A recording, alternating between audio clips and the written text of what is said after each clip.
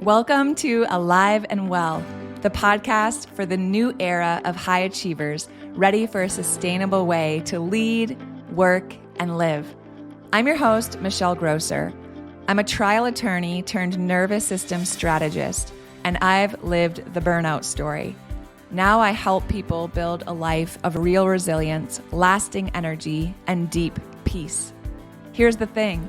You don't have to choose between success and well-being. You were designed for both.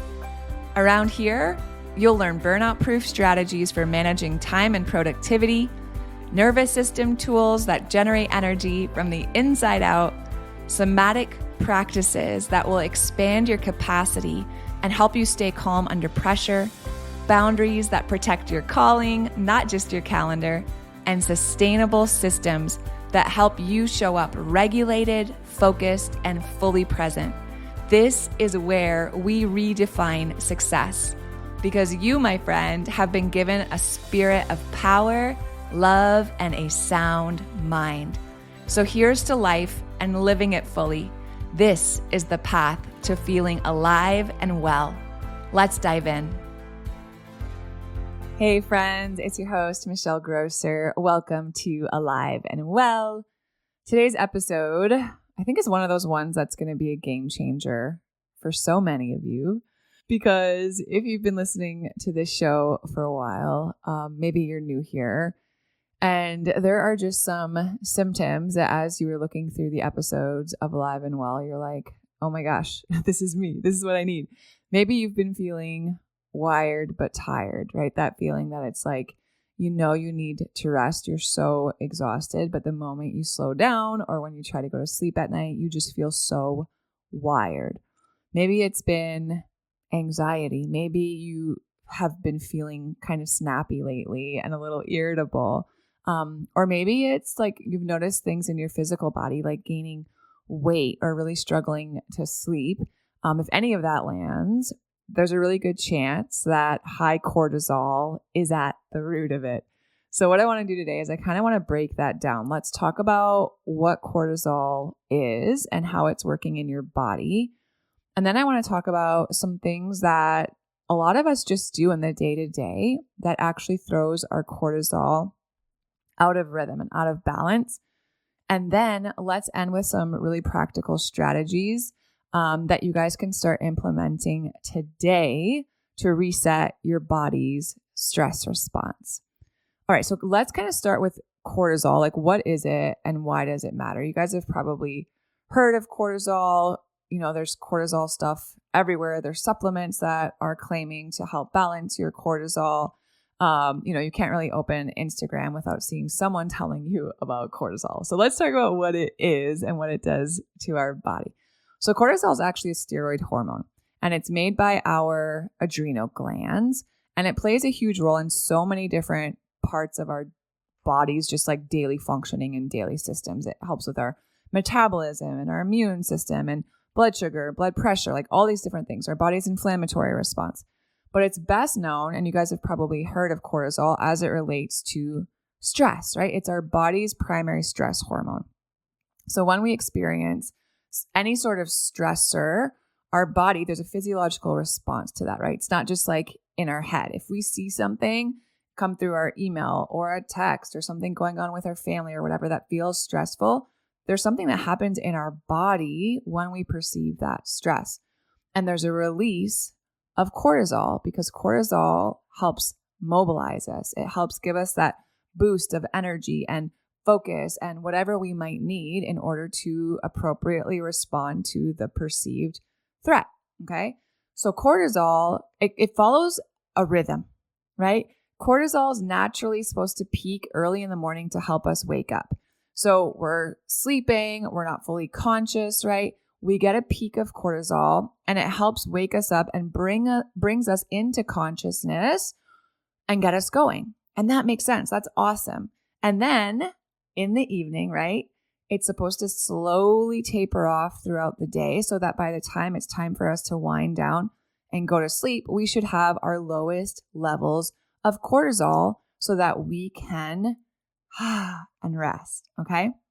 But the problem is that when we've been experiencing chronic stress, and I'm talking like weeks of stress, months that have felt stressful, years, right? Some of us decades of stress, it hijacks the natural rhythm of our cortisol.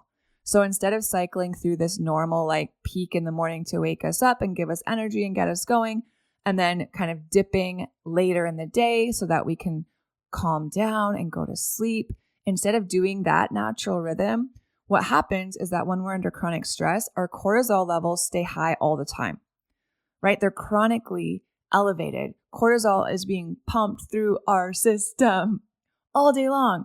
And over time, that dysregulation of our cortisol rhythm can wreak havoc on our entire system, right? Because we just talked about it. Cortisol has an impact on so many different parts of our body's daily functioning. And guys, your body is brilliant, right? Like God designed us in a way that keeps us safe when we're faced with any sort of threat or stress or emergency.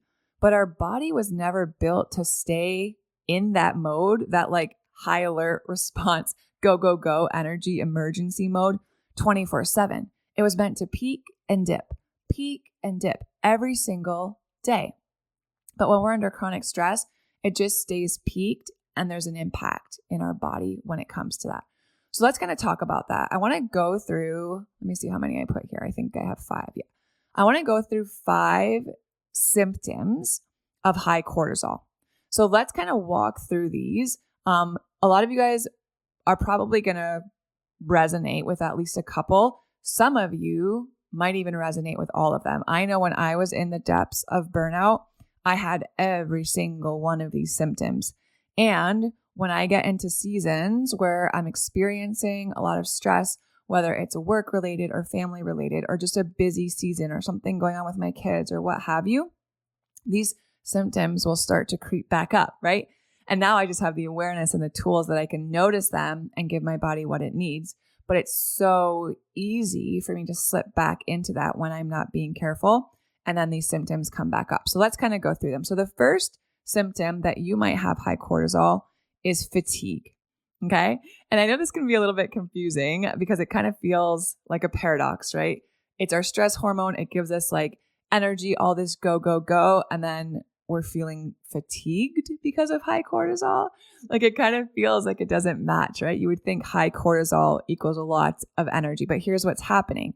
When our cortisol levels are constantly elevated, our adrenal glands, remember, that's what's producing cortisol, our adrenals, they get overworked, right? And over time, like anything else, they can't keep up. And our body enters this state of HPA axis dysregulation. And that's what causes that wired feeling, right? We're tired, but we just can't shut it down. Like we're so flipping exhausted, but like the wheels are always turning, right? And we're always thinking of everything that has to happen. And we still got to do the laundry and we still got to plan for next week. And our body is trying to stay alert, but at like a cellular level, that energy production is tanking. So we feel exhausted, even though our nervous system is in overdrive. So that's symptom number 1. It's chronic fatigue. The second symptom of high cortisol is that like irritability, the edginess, right? The anxiety, because cortisol directly impacts our amygdala. That's our brain's alarm center, right? It's our brain's fear and threat center. And when cortisol is high, you guys, our amygdala becomes more reactive. That makes sense, right? If we're perceiving all of this stress and these, threats and everything, and our body's like, wow, we have to respond to this, it makes sense that our brain's alarm system becomes more reactive. And at the same time, the other part of our brain, our prefrontal cortex, the part that governs our rational thought and our emotional regulation, that part actually gets suppressed. So think about this combo, right? Amygdala, more reactive, we're anxious, we're edgy, we're on high alert. And then our prefrontal cortex, suppressed, we're more prone to emotional outbursts. We just can't process and respond to things like we can otherwise, right? So it's not that we're like too sensitive. It's not that you're a jerk. It's that your body's just literally stuck in this survival mode, and it's impacting the parts of your brain that are causing you to feel anxious and irritable. The third symptom that you have high cortisol has to do with sleep. And for me, this is probably one of the first ones that starts to like rear its head if I'm not taking good care of myself, right? Because cortisol and melatonin have this inverse relationship. So when we have high evening cortisol, right, that rhythm's out of whack, we're experiencing chronic stress, cortisol's peaking or too high in the evening when it's supposed to really be dipping. When we have high cortisol at night, it actually suppresses melatonin production. Okay, melatonin, our sleep hormone.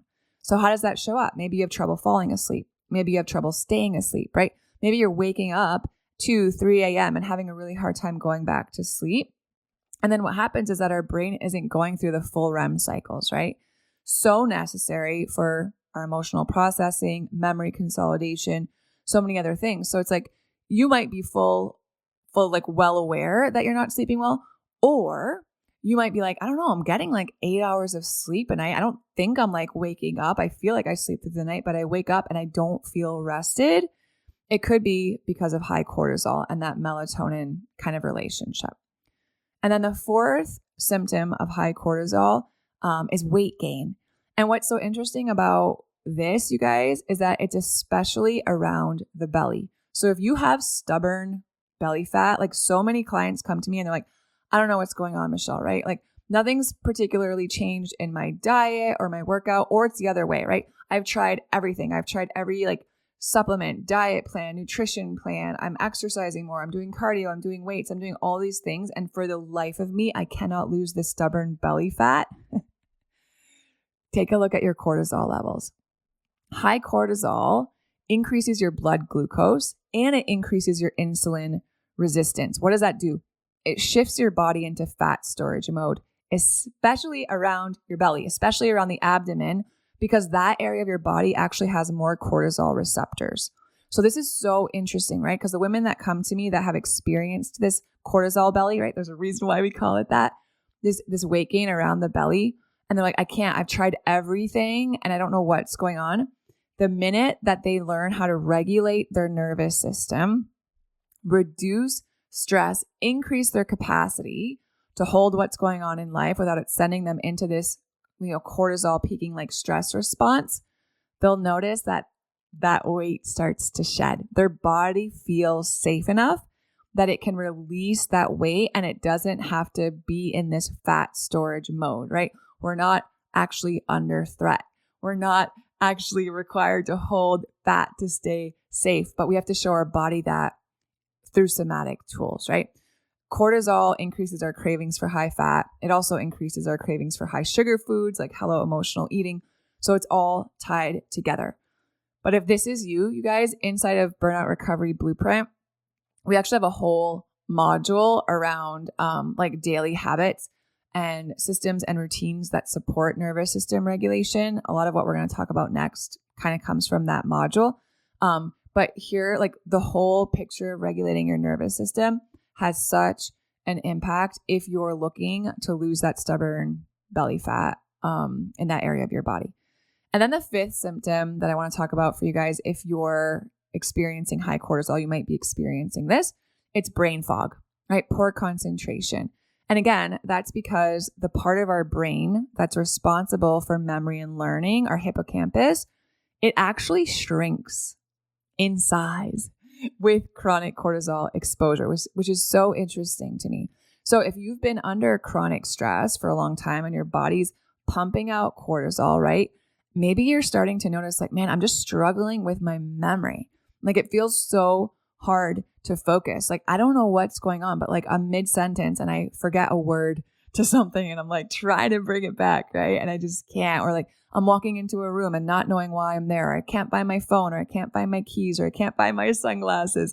Or it's like really hard to make basic decisions, right? Like I feel like I have to make decisions all day long. And for some reason, the most basic ones, I'm just like stuck in this analysis paralysis and it feels really hard to make basic decisions. Again, the reason for this, your brain's executive functioning just can't keep up when that cortisol is chronically flooding your system. Okay. So those are 5 symptoms or signs that you might be experiencing high cortisol. Now let's look at the other side of this coin and talk about 4 different ways that you guys can start to lower your cortisol levels and really reset your body's stress response. So we kind of have an understanding of what's happening. Let me leave you with some solutions, okay? Bring that cortisol back into balance. The first one, and I know we talk about this a lot, and it's because it's so important, especially when it comes to cortisol, because we've talked about the rhythm that cortisol should follow, right? Peaking in the morning, giving you energy to get your day going, and then kind of dipping later in the day and tapering at night so that you can sleep and rest well. That's part of your circadian rhythm, right? Cortisol is supposed to follow that rhythm. How do we support this? By supporting our body's natural circadian rhythm. Well, I'm going to go through some points here, and I think they're all helpful, but the most important one, in my opinion and experience, is you've got to get sunlight, natural light, into your eyeballs within 30 minutes of waking up. This is so important, and here's why. When the wavelengths of sunlight, right, in the morning, and even if it's a cloudy day, guys, being outside, even in a cloudy morning, is so much more light than even being in a Walmart or something like that, right? Natural light, even if it's cloudy, in your eyes sets off a whole cascade of hormones and reactions in your body, getting this circadian rhythm going. So when you get bright sunlight or sunlight in your eyes within 30 minutes of waking, you are telling every system of your body, hey, this is morning, right? Hey, release these different hormones that need to happen because we're about to eat, right? And we're about to get going, and this is what's going to happen. And it tells your body that it's daytime. So that's really important. Doing it without sunglasses, right? Doing it without screens, like getting outside. Maybe you start having your morning coffee on your back patio or somewhere where you can just get a few minutes of sunlight in your eyes early in the morning. And then the other thing when it comes to circadian rhythm is that can have a big impact is trying to wake up and go to bed around the same time every day, even on the weekends, right? Because here's the thing.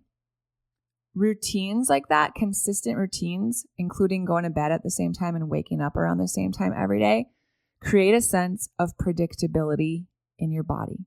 Your nervous system loves predictability because predictability feels safe, right? Oh, I know what's going on here. This is the time we start getting ready to go to bed same time every night. Oh, I know what's going on here. This is when we wake up, same time every day. And that can help you set a really healthy, effective circadian rhythm just by being consistent in the times you're going to bed and waking up. And then blue light, right? We hear so much about blue light. We know that we shouldn't be looking at our screens before we go to bed, at least for an hour before bed. Dimming overhead lights, right? Putting that phone to charge somewhere else, not bringing it into bed with you. Doing something that's relaxing and helps your body to wind down. Maybe it's reading, maybe it's a meditation, maybe it's, just laying on the ground with your legs up the wall for 10, 15 minutes before going to bed. But that blue light, you guys, in the evening, it's so important that you avoid that because blue light also suppresses melatonin production. So if we are looking at screens, scrolling before we go to bed, whole host of reasons why that's not a good idea. But when it comes to our circadian rhythm, that blue light is telling our body that it's daytime. That blue light is telling our body not to make melatonin because it's not evening, even though it actually is, right? And then we find that we have a hard time sleeping well and our whole circadian rhythm is offset. And then just take a look at your sleep conditions, right? Is it dark in your room? Is it quiet? Is it at the right temperature for optimal sleep, right? Is it cool enough in your room?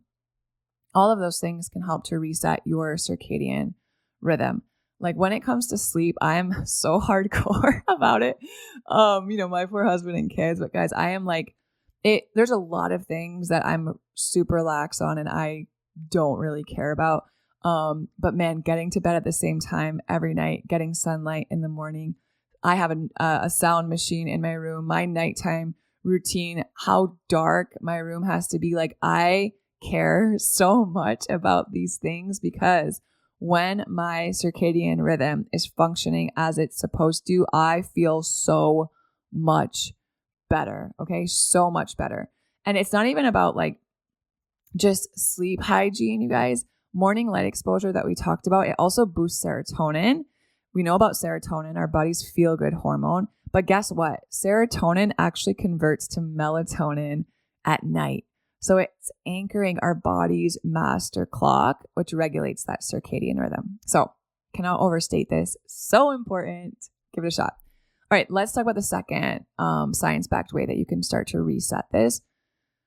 Y'all, slow down.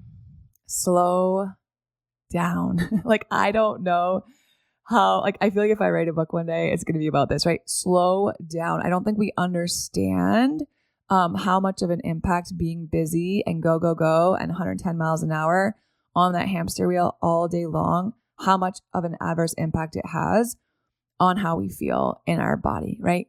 Slow down and create space for stillness. Because when our body and our nervous system is stuck in go mode, it triggers this sympathetic circuit of our nervous system.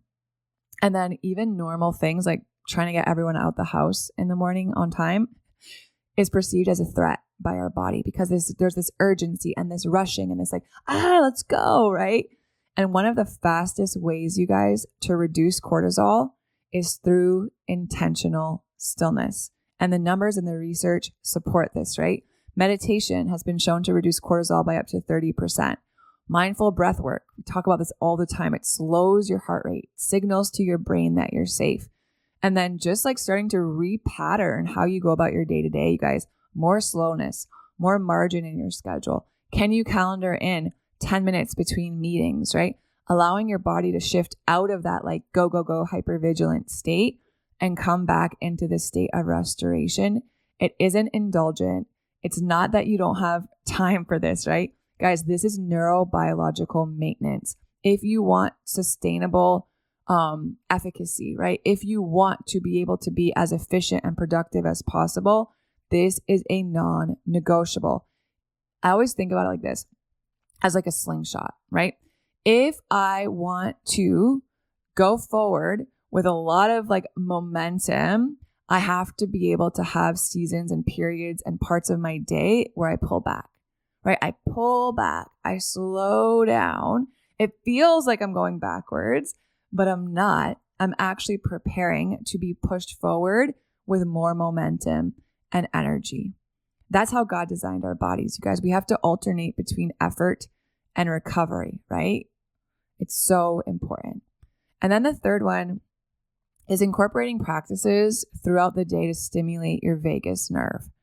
The vagus nerve, it's our superhighway between our brain and our body. And the more we talk about it in terms of how toned it is, okay? Like muscle tone, there's also vagal tone. So if we have high vagal tone, that means that we have greater emotional regulation. We have better digestion. Consequently, we have lower cortisol. What can we do during the day to stimulate our vagus nerve and increase that vagal tone? So many different things. And these things take like 2 minutes, you guys. It's just a matter of being intentional about incorporating them throughout the day. Humming, singing, the vibrations of our vocal cords in that part of our body, right? Through our throat and in our neck, stimulate our vagus nerve. So if you guys notice that when you tend to hum or sing, that's calming and soothing to your body, you're not just making that up. That's true. That's scientific, right? It's why we hum and sing to our children. It's why they love to be hummed and sung to. It's relaxing. It's soothing. It's calming. Cold exposure is great for stimulating our vagus nerve. Even just like turning your shower to cold for, 30 seconds before you get out of the shower. Splashing cold water on your face, right, in the morning. That can be really helpful in toning your vagus nerve. A few moments, right, of deep diaphragmatic breathing, like really breathing from the depth of your diaphragm, those deep, slow, long, extended exhales in our breathing pattern. Can you do that like morning, noon, and night? Can you do it right before you eat? Can you do it between meetings, right? Just being intentional about stimulating that vagus nerve. Each of these activates your parasympathetic branch of your nervous system. That's our rest and digest mode. And that helps our cortisol levels to normalize. And if you guys want a few more of these somatic practices, if you haven't yet, just go ahead and grab the regulation toolkit in the nervous system reset guide. It's linked in the show notes. It's free. You can download it. And there's a bunch of information in there about starting to regulate your nervous system. And then I have a section that has 3 different somatic practices that you guys can try and start to use in order to help you increase your vagal tone. All right. And then the last one I want to talk about today, when it comes to cortisol levels, lowering your cortisol, is caffeine and alcohol. Caffeine and alcohol, you guys. Caffeine spikes cortisol. So think about what we've just talked about as far as the natural rhythm of cortisol. Cortisol is already peaking in the morning to wake us up and get us going for the day. Now, if you tend to already wake up on like high alert and already feeling that sense of urgency and, oh my gosh, there's so much to do, I've got to get going, like cortisol is already spiking. And then the first thing you do is you go and you drink a cup of coffee on an empty stomach. You are pouring gasoline on that anxiety fire. Caffeine spikes your cortisol. If it's already peaking in the morning and then you're just dumping a bunch of caffeine on top of it, it's no wonder that in the morning you feel super anxious, right? It's no wonder that you wake up with your heart already racing and feeling like you're already behind and kind of edgy and irritable and, already like, before the day even starts. And then alcohol disrupts your sleep. And it also taxes your liver, right? Your liver that's already working really hard to try to clear excess cortisol. And if you're already dysregulated, you guys, even small amounts of caffeine and alcohol can really tip this scale. Now, I'm not saying you can't ever have caffeine or alcohol. I'm not insane. But what I am saying is just be attuned to your body's cues, right? Some mornings I wake up and I feel super grounded and centered and I just feel great. I get a great workout in and I'm like, oh, I'm going to enjoy a cup of coffee. I've had breakfast and it's like awesome. There's also benefits to caffeine, right? It improves my focus. It gives me a mental edge. I obviously love the warmth of it and the taste of it and the aroma and all of these things around the ritual of coffee. But then there's other mornings where I do wake up and I'm feeling a little edgy or irritable or anxious. And I'm like, ooh, I'm going to like hold off today, right? I'm going to have a breakfast. I'm going to work out and then I'm going to see how I'm feeling. And maybe if I feel more grounded by, 10 a.m., I'll have a cup of coffee then. But I just check in with my body and see how I'm feeling, right? Because caffeine impacts all the things, your heart rate, your sleep, your anxiety. So being really intentional about when you drink it, right? And then whether you feel like you have the bandwidth to add more cortisol to your body in that moment. Just being mindful of that when it comes to consuming caffeine. And you can also support your cortisol metabolism with other supplements too, you guys, right? So like I take a magnesium glycinate supplement before I go to bed. Omega-3s are great for reducing inflammation, getting your B vitamins, especially B6 and B12, and then just obviously checking with your provider. But these can offer really powerful nervous system support when they're combined with a lot of the other strategies that we've talked about today. Okay. All right. So that's where I want to leave you guys today. Maybe we just kind of wind it down here. High cortisol isn't necessarily a quote unquote stress problem, right? It's a body-wide problem. It impacts our energy and our sleep and our hormones and our digestion and our brain function. So many systems in our body. But the good news is, you guys, is that cortisol is actually designed and meant to change, right? Our nervous system is actually meant to be resilient and flexible and adapt. And the moment that you really start making some of these small shifts, like committing to this, right? You don't have to do all of this right now, but choose one or two. I'm going to start getting early morning sunlight in my eyes in the morning, right? I'm going to start scheduling 10 minutes of margin between my meetings so I can just breathe and ground and regulate and, maybe even go to the bathroom and have a snack between meetings, right? I'm going to add in some moments of stillness before bedtime and not expect my body to just shift from like go mode to sleep mode in the snap of my fingers, right? As soon as you start to incorporate some of these things, you're already on your way back to balancing your natural cortisol rhythms. And if you've been living in a cycle of chronic stress and exhaustion, like a lot of us have for a long time, I just want to remind you guys, like, you don't have to stay there. I can point to hundreds of women that I've worked with who've incorporated a lot of these practices and seen the impact, the improvement, seen the balance in their cortisol levels, felt the difference, right, in a few weeks. So it's all about helping your body to feel safe again so you can show up grounded, energized, fully alive. So if you're wanting more somatic practices to help support your nervous system, go ahead, download that nervous system reset guide. The link is in the show notes. There's a full burnout assessment in the guide, which will really help you get a handle for where you're at on the scale of burnout. And then there's tools in there for regulation and a few of my favorite exercises to start healing your stress response today. All right, my friends, thank you so much for being with us today. Always so good to be with you. Be well. I love you guys so much. I'll talk to you soon. If you love Mommy's Podcast, leave a review. Thanks for listening to Alive and Well. If today's episode resonated, would you do me a favor? Take 30 seconds and leave a 5-star rating and short review. It really helps to get this show out to other people just like you who could also use the information in this podcast. And if you're ready to take the next step in regulating your nervous system, download my free Nervous System Reset Guide. It's linked right in the show notes. Inside, you'll find simple, body-based practices to help you feel more clear, calm, and connected starting today.